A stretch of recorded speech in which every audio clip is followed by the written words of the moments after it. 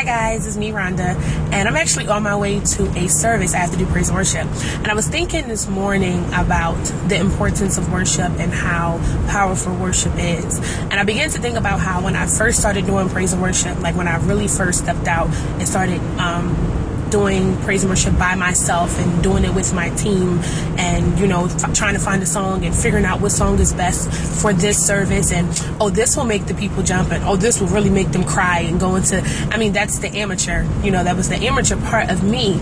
And I began to think about how I would walk into certain services, and if there was like 2 or 3 people there, I would automatically become discouraged, and the zeal that I had for worship and the excitement that I had would immediately go away, because in my mind there was nobody in the audience. I think about how, as a worship leader, it's important to remember that when worshiping, you're worshiping for God.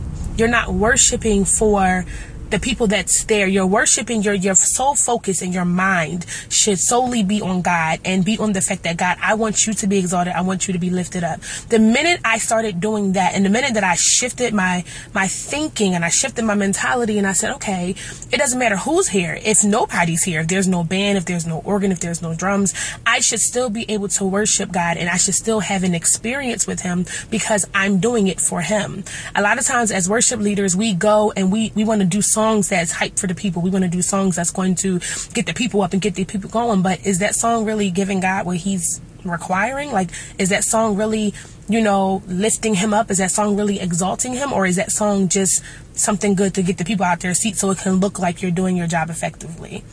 These are the things that we have to think about. And I just began to think about that this morning, that worship is for God. I worship God. And as I worship God, the people will get what they need. They will get the strength that they need. They will get the joy that they need, because God's going to show up, and God's going to come into the building, and the atmosphere is definitely going to be changed. But the reason that I worship is for God.